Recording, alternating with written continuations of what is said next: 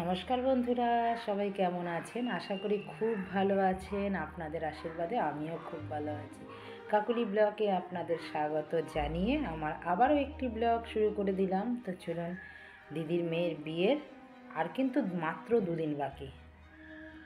আজকে বৃহস্পতিবার, তো সকালবেলা উঠেই ঘরের কাজ সেরে নিয়েছি। কালকে রাত্রেবেলা আপনাদের দাদা এক প্যাকেট বিরিয়ানি এনেছিল। মেয়েটা বিরিয়ানি খেতে খুব ভালোবাসে, তো তার জন্য। তো মেয়েটা খেয়ে একটুখানি ছিল, সেটা রেখে দিয়েছিলাম ফ্রিজে। তো এখন এটা গরম করে ওকে দেবো। আর সকালবেলা উঠেই না একটু ভাত বসিয়ে দিয়েছিলাম, তো ভাত আর মাছ দাদাকে দিয়ে দেবো। আজকে আর রান্না বান্না করবো না, কারণ জানেন কি, আজকে করব ফেসিয়াল। বিয়েবাড়ি যাব, মুখটা চকচক না করলে হয় বলুন? তো আজকে ফেসিয়াল করব, বিকেলে যাব মেহেন্দি পরতে। আর মেয়ে আজকে, মেয়ের বন্ধু তাকে মেহেন্দি পরিয়ে দেবে। ও এতদিন পড়তে পারছে না, যেহেতু স্কুলটা এখনও ছুটি হয়নি। তো আজকে তো চিলড্রেন ডে, ছুটি আজকে। এবার ছুটি আর ছুটি, আমরা চলে যাব শুক্রবারে। তো এখন মেয়েকে দিয়ে আসলাম, মেয়েও খাক। আর বেশিক্ষণ নেই, আজকে আর বৃহস্পতিবার, পুজোটাও দিতে হবে।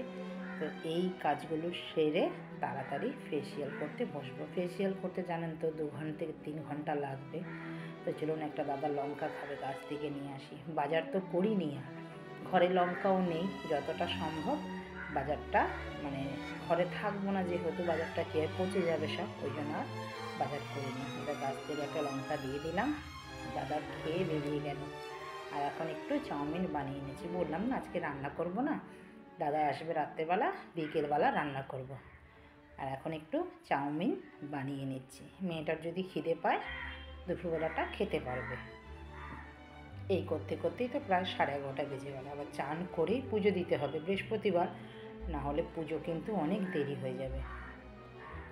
আর কালকে যেহেতু আমরা চলে যাব, আর পুজো আজকে সুন্দর করে দেবো। আজকে গাছেও কিন্তু অনেক পদ্ম ফুল ফুটেছে। এখন প্রায় বাজে 12টা।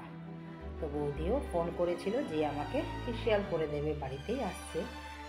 পার্লারে যাওয়ার মতন আর সময় নেই। এই কয়েকদিন ধরে তো শপিং করে করে একদম গায়ে হাতে মুখে ট্যান পড়ে গেছে। এই ট্যানটা না তুললে মেকআপ যদি করি ভালো লাগবে না। তো এই জন্যই কিন্তু আজকে কালারও করবো চলে। তো চলুন, আগে চান টান হয়ে গেছে, এবার ফুলটা তুলে আনি বাগান থেকে। দেখুন, এই যে কদিন কিন্তু অনেক ফুল ফুটবে আমার গাছে। জানি না আমার গাছগুলো কি হবে। সে জল তো দেওয়ার মতন লোক নেই, আর জল কে দেবে বলুন? গাছগুলো তো শুকিয়ে যাবে।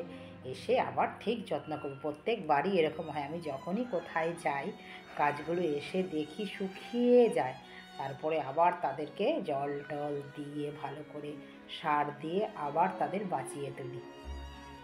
আমার কিন্তু এই পর্বই চলে। প্রত্যেক বছর একবার তো ঘুরতে যাই, সেই 7 দিন 5 দিন কিন্তু এই গাছগুলোর এই অবস্থাই হয়ে যায়। এবারও সেম তাই হবে। এসে আবার গাছগুলোকে যত্ন করে তুলতে হবে ভালো করে। দেখুন কত পদ্ম ফুল ফুটেছে। যেহেতু এখন সেইভাবে রোদটা তো ওঠে না, তো এখন কিন্তু পদ্ম ফুলগুলো সাদাই আছে। আটটু যখন বেলা হবে তখন কিন্তু পদ্ম ফুলগুলো একদম পিঙ্ক কালারের হয়ে যাবে। আর দেখুন আমার হাতের খাওয়ার মধ্যে পুরো ফুলগুলো একদম দেখুন, এই সাজিয়ে দিয়েছি সুন্দর করে। পুজোও হয়ে গেছে, ঘট বসানো হয়ে গেছে।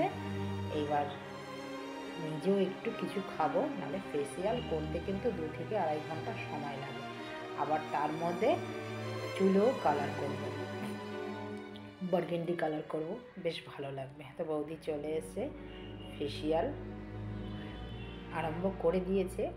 বৌদি মাসাজ করছে এত সুন্দরভাবে, আমার যেন ঘুমের রাজ্যে চলে গেছি। আচ্ছা, এই বৌদি কিন্তু খুব সুন্দরভাবে ফেসিয়াল করে, আর খুব ভালো করে করে।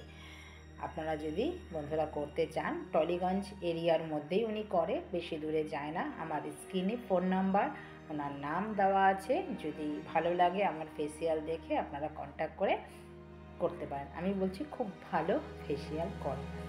মাসাজটা বলছি না এমনভাবে দিচ্ছে, আমি ঘুমিয়ে পড়েছিলাম।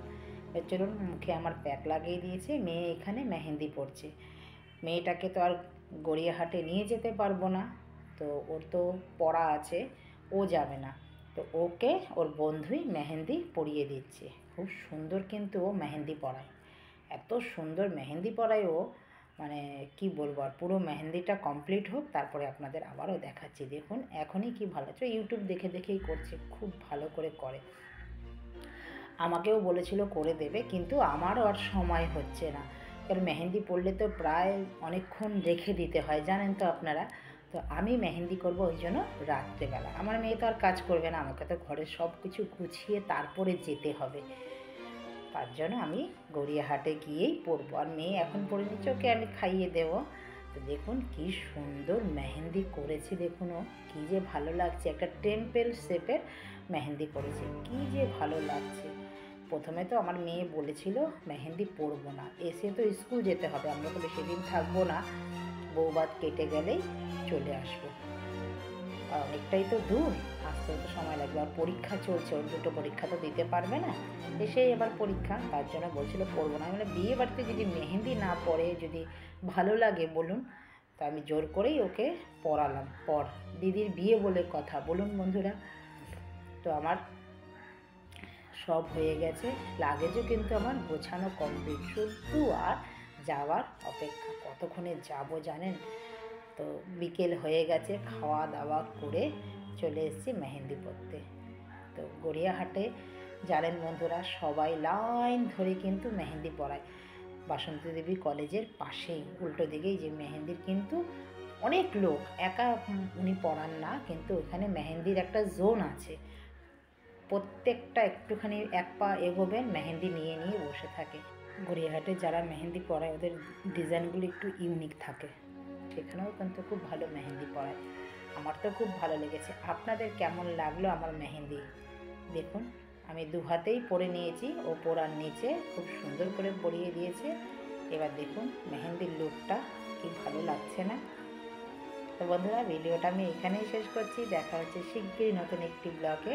ততক্ষণে সবাই ভালো থাকবেন, সুস্থ থাকবেন, আর ভিডিওটা যদি ভালো লেগে থাকে কোথাও, লাইক কমেন্ট শেয়ার করে দেবেন। নমস্কার, দেখা হচ্ছে শিগগিরই নতুন একটি ব্লগে। টাটা।